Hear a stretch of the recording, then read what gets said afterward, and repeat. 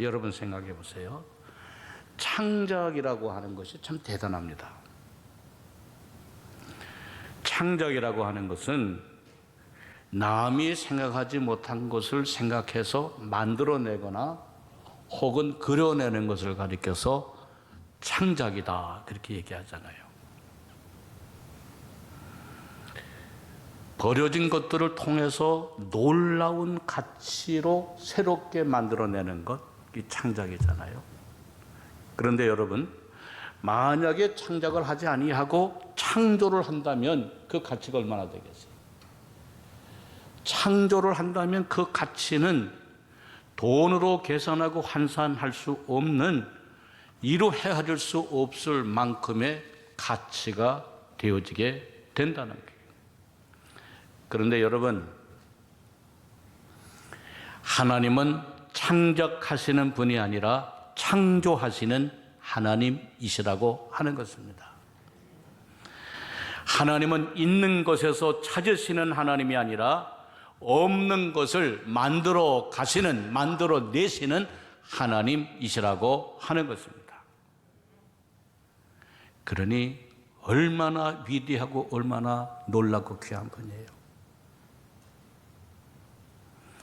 성경에 보면 하나님은 버려진 인생을 놀랍고 귀한 인생으로 바꾸어 놓으시는 것을 수없이 보여줍니다. 실패한 인생을 새로운 인생으로, 무가치한 인생을 가치 있는 인생으로 바꾸시는 것을 성경은 수없이 우리에게 보여주고 있습니다. 오늘 성경 본문의 말씀 11절에도 보면 믿음으로 사라 자신도 나이가 많아 단산하였으나 잉태할 수 있는 힘을 얻었으니 이는 약속하신 일을 미쁘신 줄 알았음이니라 그랬어요. 여러분, 사라는 나이가 많아 단산했다 그랬어요. 여자로서뿐만이 아니라 인간으로도 죽은 자와 같이 목석과 같았다 그랬어요.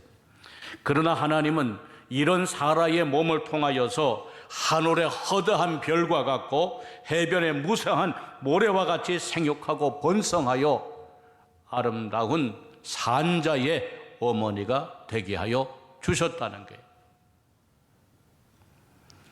이렇게 하나님은 위대한 창조주라고 하는 것입니다.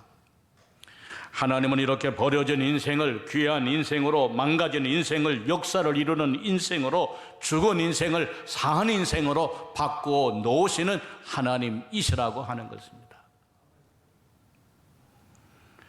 또 여러분, 성경에 나오는 아브라함을 한번 더 생각해 보세요. 아브라함은 갈대아 우르에서 하나님의 부르심을 받고 하나님이 지시할 땅으로 가라고 하셨을 때 떠나기는 하였지만 하나님이 믿음지를 못했어요. 그래서 조카 롯을 데리고 나옵니다. 그리고 사라의 손만 붙잡고 나온 것이 아니라 자기가 가지고 있는 재산을 다 가지고 갈대아 우르에서 나오게 됩니다. 가나안 땅에 기근이 왔을 때에 하나님의 지시를 기다려야 했지만은 내려가지 말라고 하는 애굽으로 내려갑니다. 애굽에 가서는 아내를 누이라고 속입니다. 이렇게 그의 인생은 하나님의 부름을 받아 가기는 갔지만은 가는 가운데 수많이 목칠이 되어갑니다. 하나님은 이런 아브라함의 인생에 개입하여 주셔서 그의 인생을 고쳐주셨습니다. 아내를 돌려받게 하시고 애굽에서 나오게 하시고, 나올 때 거저 나오게 하신 것이 아니라 가나안에서 잃어버린 은과 금과 많은 짐승까지 가지고 나오게 하셨습니다. 100살이 되어 약속한 아들 이삭을 얻게 하셨고, 이삭을 바치라고 하는 순종의 시험에 통과하여 아브라함은 열국의 아버지, 결국 믿음의 조상이 되도록 만들어 주셨습니다. 여러분, 다윗을 생각해 보세요. 다윗도 우여곡절 끝에 왕이 되었지만 그의 인생은 망가질 대로 망가져 있었습니다. 어느 날 왕궁돌을 거닐다가 목욕을 하는 한 여인을 발견하고 그는 죄를 짓습니다. 밧세바가 임신하게 되었을 때 밧세바의 남편 우리아를 전장에서 불러 아내와 동참하게 하여 죄를 은폐하려 했지만 뜻대로 되지 아니하자 우리아를 장렬한 전쟁터로 보내어 전사하게 만듭니다. 그 후에 태어난 아들이 7일 만에 죽어요. 다윗의 인생은 엉망이 되었습니다. 그러나 하나님은 나단 선지자를 보내어 주셔서 다윗을 꾸짖어 주시고 망가진 인생을 새롭게 만들어 주셨습니다. 태어난 지 7일 만에 죽은 아들을 대신하여 솔로몬이 태어나게 하시고 이스라엘의 전무후무한 왕이 되게 하시고 그를 통하여 이스라엘의 아름다운 솔로몬 성전을 건축하고 하나님을 영화롭게 하게 했습니다. 여러분, 이렇게 하나님은 망가진 인생을 새롭게 창조해 가시는 하나님이시라고 하는 것입니다. 그런데 여러분, 하나님은 사라에게만, 아브라함에게만, 다윗에게만 새롭게 하시는 하나님이 아니라 하나님 안에 있는 모든 인생도 새롭게 만들어 가시는 하나님이시라고 하는 것입니다. 고린도후서 5장 17절에 그런즉 누구든지 그리스도 안에 있으면 새로운 피조물이라 이전 것은 지나갔으니 보라 새 것이 되었도다 그랬어요. 누구든지 그리스도 안에 있으면 얼마든지 새로운 피조물이 되어질 수 있다는 것입니다. 그리스도 안에 있으면, 하나님 안에 있으면 누구든지 얼마든지 새로운 존재가 되어질 수 있다는 거예요.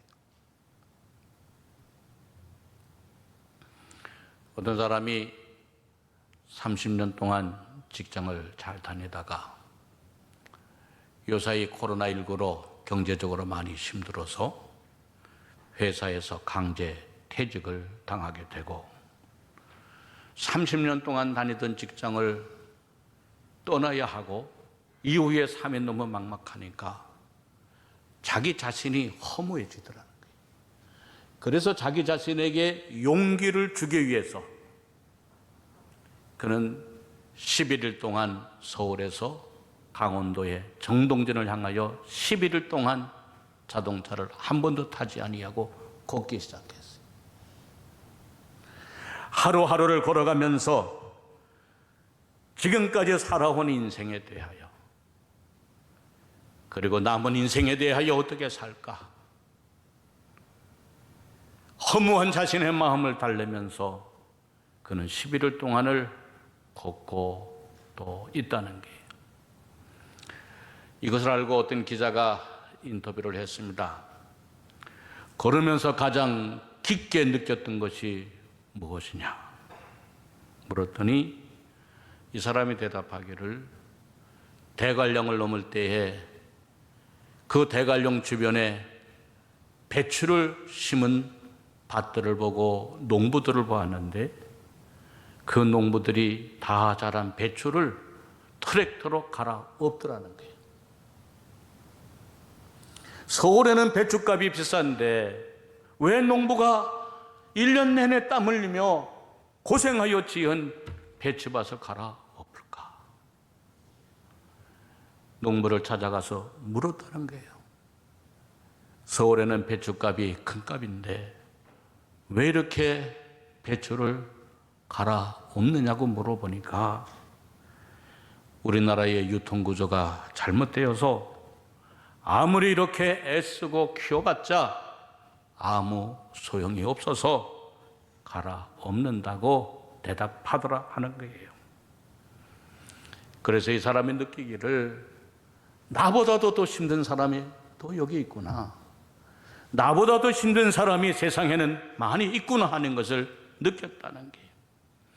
내가 열심히 노력하고 수고하고 애써도 아무것도 남지 않을 때가 있다는 거예요. 허무하고 갈아엎는 배추처럼 무용하게 보일 때가 있다는 거예요. 자신의 살아온 인생이 허무하고 후회가 되어 다시 시작하고 싶은 사람들이 있을 것입니다. 내게 시간만 주어진다면 내가 깨달은 것을 다시 한번 고쳐보고 시작하고 싶은 사람들이 있을 것입니다. 그러나 여러분, 누구든지 다시 시작할 수 있습니다. 누구든지 값지게 그리고 귀한 인생이 되어질 수 있습니다. 그리스도 안에서, 하나님 안에서.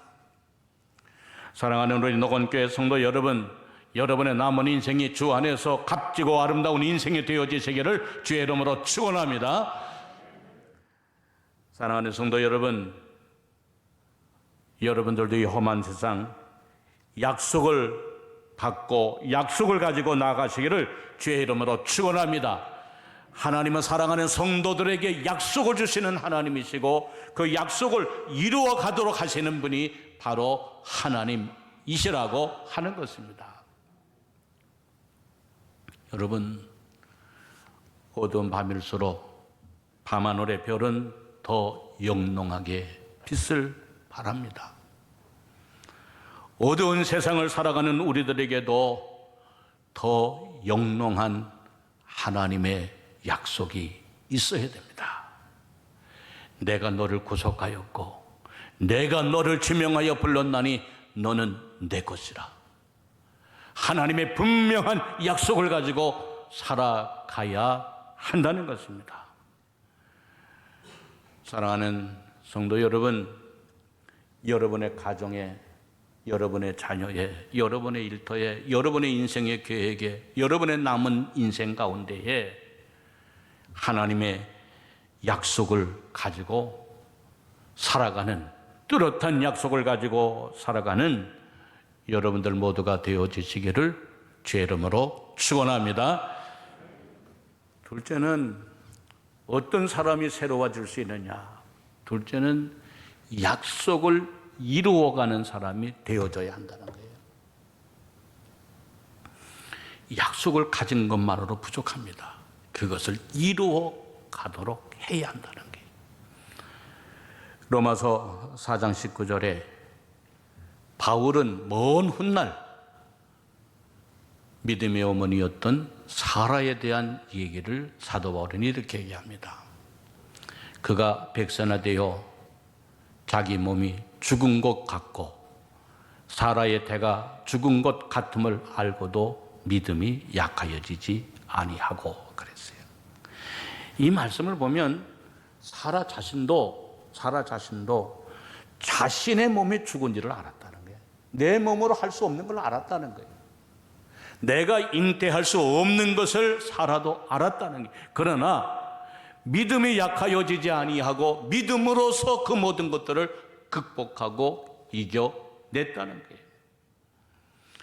수많은 낙심, 수많은 좌절, 수많은 어려움, 수많은 의심을 믿음으로 이겨냈다는 거예요. 이것이 중요합니다.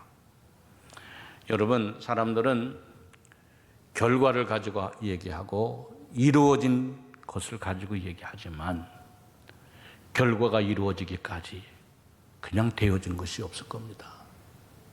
수많은 눈물과 인내와 아픔과 고뇌와 두려움과 기도와 순간순간의 희망을 가지고서 견뎌서 결국은 이루어냈을 것입니다.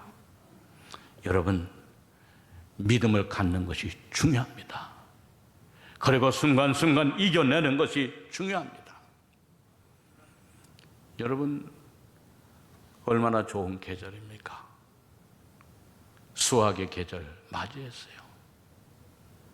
그러나 여러분, 이 자연의 아름다운 열매가 맺어지기까지 저절로 되어지지 않았을 겁니다. 여러분 생각해 보세요. 올여름은 얼마나 많이 비가 내렸습니까? 맑은 날보다 비 오는 날이 더 많았습니다. 그래서 벌레도 더 많았을 것입니다.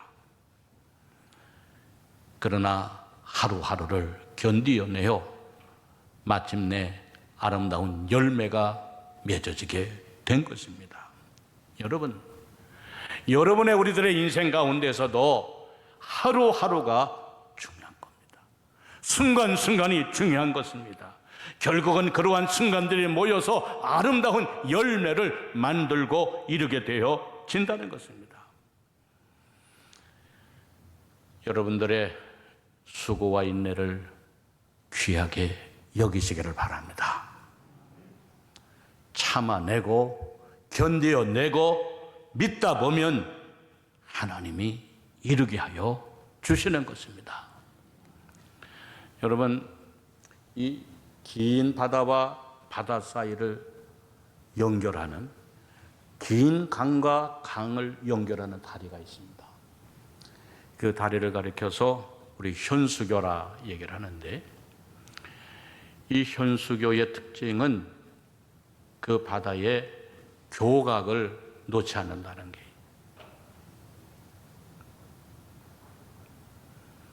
교각을 놓지 않는다는 게.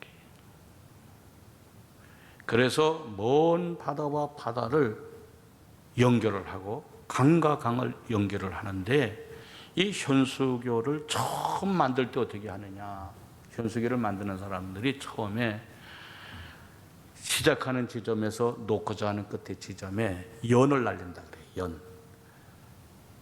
긴 연을 날려가지고 끝에 가서 딱 놓게 되면 그 연에 그거보다 조금 굵은 줄을 또 연결해서 그쪽으로 놓는다 그래요. 줄을 연결하고 마침내는 강한 케이블까지 연결을 해서 마침내 단단한, 누구도 상상하지 못했던 바로 현수교를 만든다라고 하는 겁니다. 여러분 생각해 보세요. 처음에 연을 날릴 때 그 크고 웅장한 다리를 만들 수 있을까? 누구도 상상을 하지 못했지만 시작과 출발은 가느다란 줄로부터, 연으로부터 시작이 되어진다는 거예요. 여러분, 우리들의 인생의 성공과 새로워짐의 출발이 작은 것으로부터 출발되고 시작이 되어진다는 것을 알아야 돼요. 믿음으로 작은 것 하나부터 시작하는 것이 중요하다고 하는 것입니다. 나의 작은 수고, 작은 성실, 작은 노력, 작은 인내, 작은 기도, 작은 믿음으로부터 결국은 귀한 역사를 이루어 가게 되어진다는 거예요. 여러분, 하나님은 안 보시는 것 같아도 다 보고 계시고, 모르시는 것 같아도 다 알고 계시는 하나님이세요. 여러분들이 혼자 애쓰고 수고하고 노력하는 거 다 보고 계시고 알고 계시는 하나님이세요. 갈릴리 바닷가에서 밤에 배를 타고 가는 제자들, 풍랑이 일어 배가 뒤집히게 되어졌을 때에 산에 올라가 기도하셨던 주님이 보시고 아시고 찾아와 주셨잖아요. 우리 주님은 여러분의 삶, 놓여져 있는 형편, 수고하고 애쓰는 것들을 보고 계시고 알고 계시는 주님이심을 기억하시기를 바랍니다. 여러분, 어린아이가 걸음마를 배울 때에 혼자 걸으라고 하시는 엄마들은 아무도 없어요. 걸음을 뛸 때 박수를 쳐줍니다. 잘했다고, 잘했다고. 한 걸음을 걸을 때마다 어머니의 눈은 어린아이의 발끝에 가 있습니다. 넘어질 때는 두 손을 벌리고 안아줍니다. 왜 그럴까요? 내 자식이니까. 내가 낳았으니까. 사랑하는 성도 여러분, 오늘도 여러분들을 격려하시는 주님이 계시고 박수 쳐주시는 주님이 계시고 여러분을 붙잡아 주시는 주님이 계심을 기억하시기를 바랍니다. 그 주님과 함께 하루하루를 믿음으로 승리해 나가 결국에는 새로운 사람, 새로운 역사를 이루어 나가는 우리 귀한 성도 모두가 되어지시기를 주의 이름으로 축원합니다. 실제로 새로워지는 은혜를 입을 수 있는 사람은 하나님의 도우심을 받고 사는 사람이에요. 성령의 도우심을 사모하는 사람입니다. 스가랴 4장 6절에 이는 힘으로 되지 아니하며 능력으로 되지 아니하고 오직 나의 영으로 되느니라. 그래서 여러분, 사람의 힘과 능력으로 할 수 없는 일들이 할 수 있는 일보다 더 많은 것을 알아야 돼요. 내가 아무리 애쓰고 수고하고 노력해도 나의 능력과 나의 힘과 의지로 할 수 없는 일들이, 할 수 있는 일들이 할 수 없는 일보다도 할 수 없는 일들이 더 많다는 것을 알아야 돼요. 그렇기 때문에 우리는 하나님의 도우심을 받아야 돼요.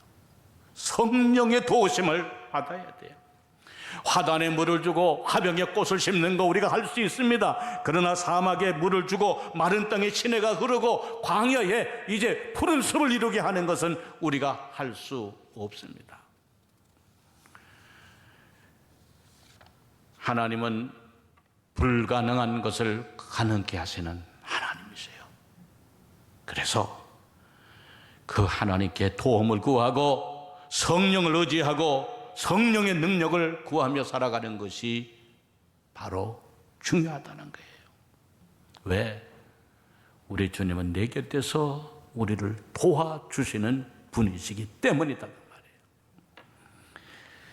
입으로, 사람의 입으로 그림을 그리는 화가를 구족화가다, 이렇게 구족화가다 그래요. 이분이 한미순이라고 하는 사람인데, 이분이 뜻하지 않은 교통사고로 몸뚱이만 났고 다 잘라내고 마비가 됐어요. 두 다리, 양쪽 팔 다 마비가 됐어요. 처음에 하나님께, 왜 하나님 내 인생에 나에게 이런 고통을 주셨는가 원망하고, 심지어는 사라질 것 같지 않아서 죽으려고 하는 마음도 갖고, 그러나 어느 날 깨달음이 왔어요. 그래도 내 몸뚱이만이라도 살아있다고 하는 것이 얼마나 감사한가.